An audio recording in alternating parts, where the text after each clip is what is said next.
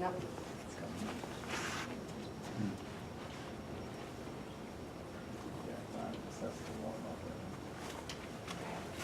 Well, I'll go ahead and start talking anyways. So I've been working on this issue of ecology and imperialism for like 8 years now, okay? And I began the process by trying to make a cut at this really big topic. I began kind of with low-hanging fruit in a sense by looking at what's going on in Africa and the extractive industry and trade and foreign investments. And what I did was a historical tracing from colonialism to the time of post-independence to the time of neoliberalism. And just to summarize very quickly, this is part of a book project. So the first half of my research, I would say, I'm kind of in the second half now. The first half really looked at trade and foreign investments.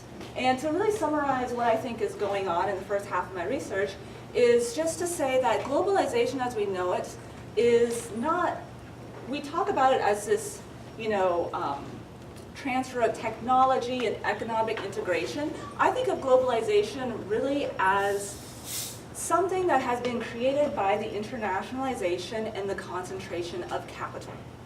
Really, globalization is about large oligopolistic companies going overseas and going into capturing extractive sectors like in Africa and rewriting the foreign investment laws that basically make peripheral economies and their resources and the ecologies cheap and easily accessible.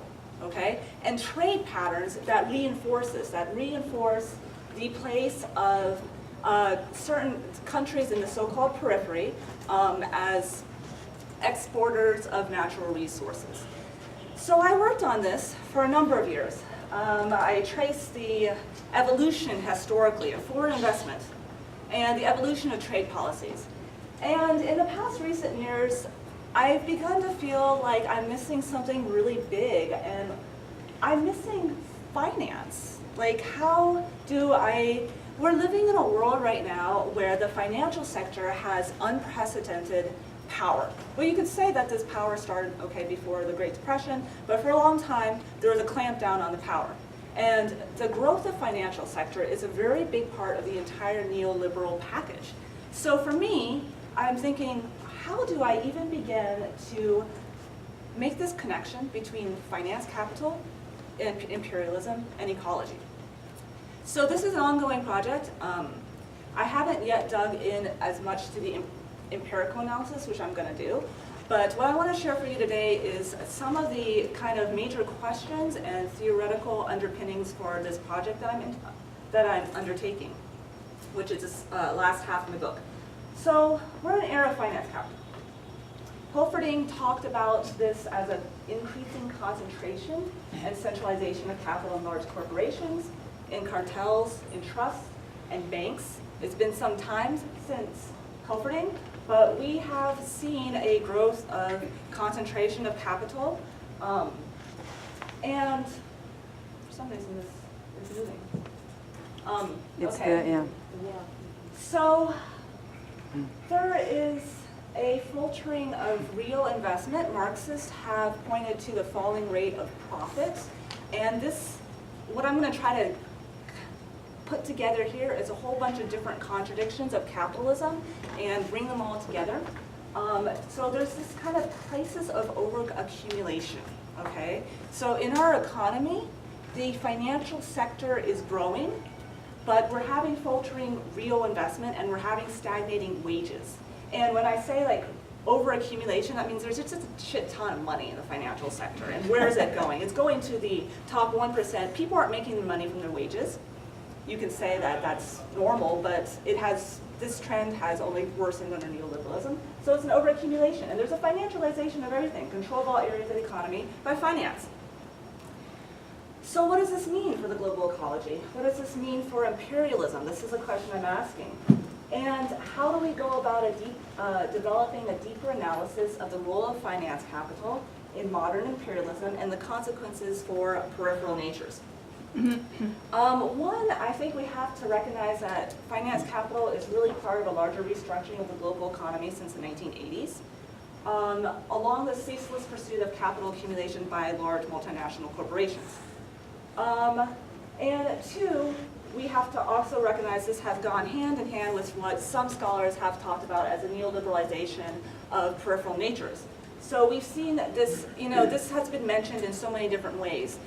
David Harvey's accumulation by dispossession, it's enclosure, privatization, valuation, marketization, where you're talking about the agricultural sector for agribusiness, or you're talking about the mining sector, or you're talking about land grabbing. It's really kind of all happening, it's all kind of one process that's happening, even if it manifests differently in local places. And this has all been born out of structural adjustments that have happened in the 1980s because of the debt crisis, and a reformulation of foreign investment policies and trade policies. And so if we tie that into imperialism, I just have a broad definition of imperialism as it's subjugation of the economic, the political, the social institutions of a generally peripheral country for the needs, the metabolic needs of generally core, but also semi-peripheral countries, the emerging economies as they're called. And imperialism basically makes resources accessible and amenable. It makes it cheap. Jason Moore also talks about cheap natures. Well, imperialism is central to making these trade policies and foreign investment policies are central to making natures cheap. So back to finance. One thing, to bring these contradictions of capitalism together, one thing is that we need to recognize that this growing inequality that's happening within the developed world is also linked with ecological imperialism, alongside power inequalities between countries in the international hierarchy.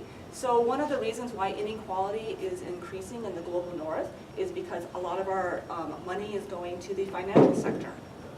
Okay, so there's exploitation of labor happening in the global north, it's happening all over the world, but that surplus is, the extraction of surplus value is going into the financial sector.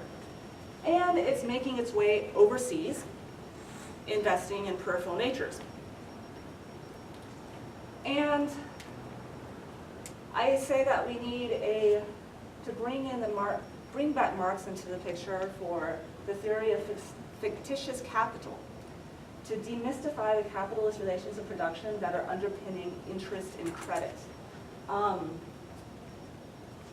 To me, it's just extremely confusing where all these trillions of dollars come from in the financial sector. So I had to go back and I had to read Marx a bit and his third volume, and just to remind myself that ultimately the money comes from the extraction of surplus value. And Marx talks about interest-bearing capital as the most fetishized form of capital. He says, interest as being nothing but a portion of the profit of the surplus value, which the functioning capitalist, whether industrialist or merchant, must pay to the owner and lender of capital insofar as the capital he uses is not his own, but borrowed. More recent Marxist scholars talk about the nature of bonds and shares as really just drawing rights on previously produced surplus value. So we can talk about all this money that's in the financial sector and that just seems to grow in and of itself, like magically. But at the end of the day, we have to remind ourselves that it's a kind of reapportioned surplus value. Okay, so the thing is that all this money in the financial sector, which comes from industrial profits, but also ground rent, workers' savings, for example, like our pension funds, as a lot of academics, that's our savings. This all merges together in this mass, okay? Like and it forms a kind of what Marx calls a money power. This money power, through what I've been seeing, coming from wealthier countries. Wealthier countries in the hierarchical international division of labor, as world systems theory talks about it, goes and confronts peripheral nations, directly involved in continuing primitive accumulation. So that's kind of the big picture. What is still needed is an analysis of ecological imperialism and finance in concrete circumstances. And what are these concrete avenues through which finance capital is directly involved in ecological imperialism? First of all, I think one of the very most important ones in a large structural sense is that the role of debt has been absolutely important in the third world as a way of disciplining and cracking open access to their peripheral natures. Because if it wasn't for the debt in places like Africa, if it wasn't for the debt that happened in the 1980s and with structural adjustments, these peripheral natures would not be so cheap and easily accessible. So on top of that, debt has been used to reinforce a trade pattern that intensifies exports, and it's been used to restructure the production patterns, and it has helped consolidate the growth of multinational corporations and global capitalism over extractive industries and agriculture. The second one that is not written about as much, but I'm in the process of writing about it, is that it's a really important, it's just an important source of funding. So within this stage of capitalism, the growth of multinational corporations globally has been enabled by funding from banks, from non-bank entities, from bonds, and from stocks. So we talk a lot about multinational corporations and in the extractive industries as these kind of drivers of ecological degradation overseas, but who are the owners? Who are the shareholders of these companies? Who's funding them to enable them to have their economic activities? So finance capital continuously funds environmentally destructive productive capital. Here are just some graphs of extreme fossil fuel, banks, Canada, United States, Europe, China, Japan, Australia, funding. Sorry it didn't come out so clear. Just some of the worst banks for funding fossil fuels in 2017.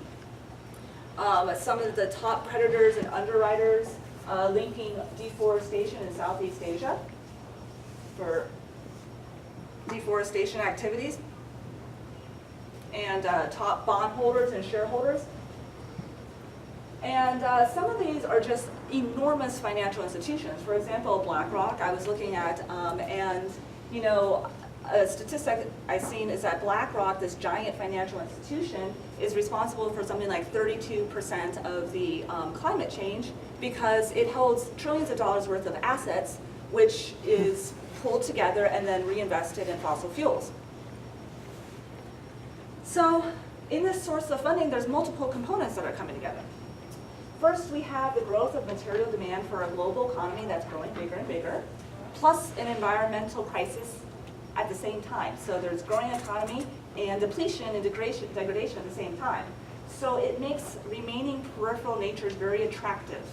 And they're very attractive after neoliberalism because they've been cracked open and they're very easy to access. But we also have this growth of international capital markets, which has just exploded in the past, 30 years. We have the deregulation of capital controls. So the key takeaway is that it is very easy now for environmentally degrading industries to raise funds. It doesn't matter how destructive their activities are, somebody's going to always be willing to fund it because we literally have trillions of dollars circling around the globe looking for the highest rates of return. I only have 2 more minutes. So the second way is that finance is now going directly into speculative activities. It just goes directly into buying up land and water for water grabbing.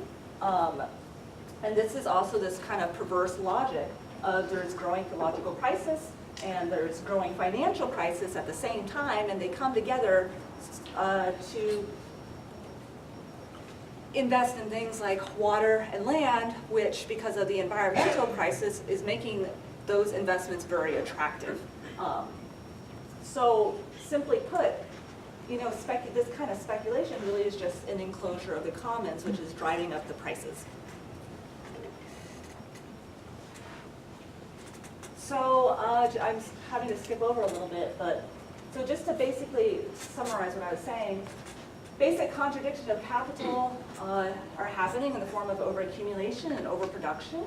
And this kind of centralized and concentration of capital in the form of finance capital is constantly having a global search for high returns.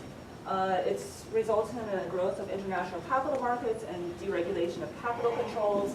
But on the ground, because of neoliberalization, those natures are already cheap. Because of ecological crisis, they're very attractive. And so there's this continuing perverse incentive for continuing ecological imperialism and environmental degradation.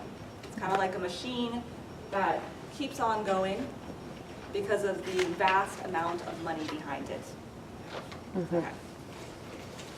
Thanks.